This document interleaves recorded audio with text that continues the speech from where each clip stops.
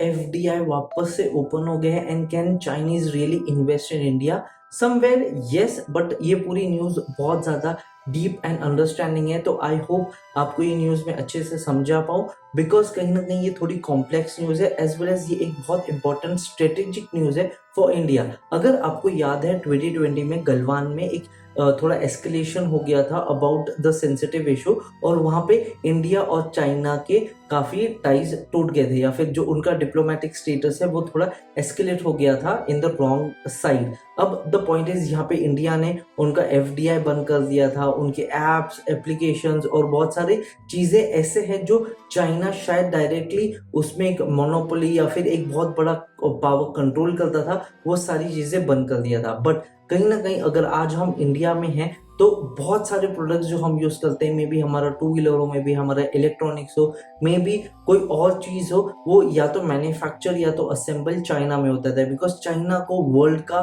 Factory बोला जाता है। बट कहीं ना कहीं उनकी जो डिप्लोमेटिक स्टेटस है या फिर जो उनका एक्ट ऑफ बिहेविंग है वो बहुत अलग है, और बहुत लोगों को शायद वो अच्छा भी नहीं लगता है। बट द पॉइंट इज, क्या ये वापस 6 साल के बाद ओपन हो रहा है, और ये क्यों हो रहा है? तो सबसे पहली चीज़, यस, यहाँ पे थोड़ा एफडीआई को ओपन कर दिया है तो because of the war situation कहीं ना कहीं एक इकोनॉमी के ऊपर बहुत बड़ा स्ट्रगल आया है एंड बहुत बड़ा स्ट्रेन आया है। तो सबसे पहले तो एक हमारे को स्ट्रेटेजिक पार्टनर मिलेगा, एक स्ट्रेटेजिक फंडिंग मिलेगी। सेकेंड चीज, जो हमने सोचा था कि हम चाइनीज को ब्लॉक करके जो मेक इन इंडिया प्रोग्रेस करेंगे, आज मैक्सिमम चाहे हम ईवी बना रहे हो चाहे हम मोबाइल बना रहे हो, कहीं ना कहीं कुछ पार्ट्स या फिर असेंबल्ड वाली चीजें या फिर इवन रॉ मटेरियल हमारे को चाइना से ही इंपोर्ट करना था। तो हम उनको पैसा तो दे रहे हैं, बट उनकी टेक्नोलॉजी और उनकी स्ट्रेटेजी एंड उनका मेक इन पावर हम इंडिया में यूज नहीं कर रहे थे, एंड यही चेंज होने वाला है। और पैसा उनका रहेगा, इंफ्रास्ट्रक्चर हमारा रहेगा। फॉर एग्जाम्पल, अगर हमको ईवी प्लांट बनाना है तो आज रॉ मटेरियल्स जिसको रेयर अर्थ मेटल्स बोलते हैं, आपने इसके बारे में न्यूज सुना भी होगा, हम उसके लिए एक अलग टॉपिक बनाएंगे।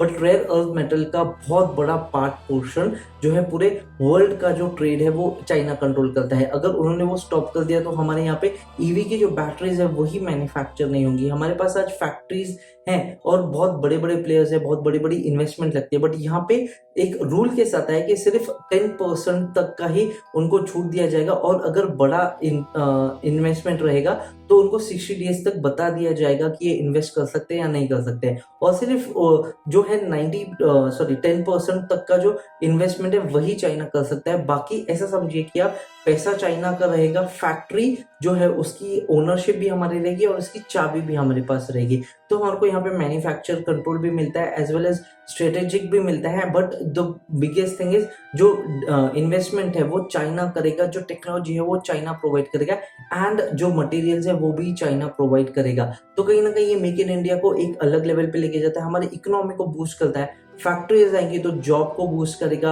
जॉब्स आएंगी तो कहीं ना कहीं एक इंफ्रास्ट्रक्चर, एक मैन्युफैक्चरिंग स्ट्रक्चर, एक सेलिंग स्ट्रक्चर, ये पूरे साइकिल को इफेक्ट करेगा, which is a positive thing for India. और एक बहुत बड़ी चीज हो जाती है जहाँ पे China is a communist thing और इंडिया एक डेमोक्रेटिक एंड एक बहुत बड़ा न्यूट्रल कंट्री है। बहुत बड़ा एक पॉजिटिव मैसेज जाएगा कि किसी को भी मैन्युफैक्चरिंग प्लांट बनाना है या किसी को भी एक मैन्युफैक्चरिंग हब बनाना है, they can look forward to working with India. और यही एक की फैक्टर है जहाँ पे ये हमारा मास्टर स्ट्रोक हो जाता है कि कोई भी कंपनी है जिसको एक मैन्युफैक्चरिंग प्लांट बनाना है तो हमारे पास एक बहुत अच्छा इंफ्रास्ट्रक्चर बन जाएगा, एक रॉ मटेरियल का कांस्टेंट इंपोर्ट आना स्टार्ट हो जाएगा, हमारे पास स्किल्ड एंड टेक भी आ जाएगा। तो we will become the perfect recipe for manufacturing hub for the world, and this are some things कि ये एक बहुत अच्छी डील है, इसलिए चाइना को इन्वेस्ट कर दिया जाएगा। बिकॉज कहीं ना कहीं अगर आज आप देखो तो हम सिर्फ रॉ मटेरियल मंगा रहे हैं, हम बाकी कुछ भी नहीं मंगा रहे हैं, हमारे फैक्ट्रीज नहीं वर्क कर रहे हैं, हम सिर्फ यहाँ पे असेंबल करके दे रहे हैं। बट एक मेक इन इंडिया को वर्क करने के लिए हमारे को यहाँ पे प्रोड्यूस करना पड़ेगा, हमारे को टेक समझना पड़ेगा, हमारे को इंटेलिजेंस समझना पड़ेगा, ताकि हम यहाँ पे प्रोड्यूस कर पाए। अभी जिस तरह से गवर्नमेंट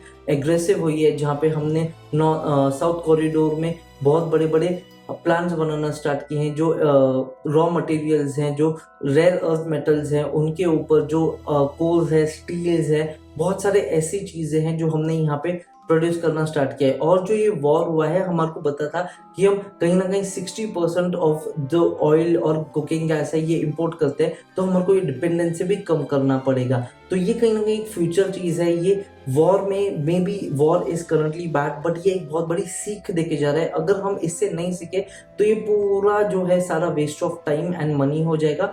बिकॉज यहाँ पे हमारे को एक सबसे बड़ी सीख मिल रही है कि हमें इंडिपेंडेंट रहना है। हमारा जो न्यूट्रल स्टेटस है वो बहुत अच्छा है, and we have to become the giant जो पूरे वर्ल्ड को सप्लाई कर सके, पूरे वर्ल्ड का मैन्युफैक्चरिंग हब बन सके, एंड जो हमारा न्यूट्रल एंड अनबायस्ड नेचर है वो हमारे को कंटिन्यू करना है। आई होप आपको ये पूरा स्टेटमेंट समझ गया होगा। मैंने बहुत ज़्यादा डीप या फिर टेक्निकल नॉलेजेस नहीं शेयर किए।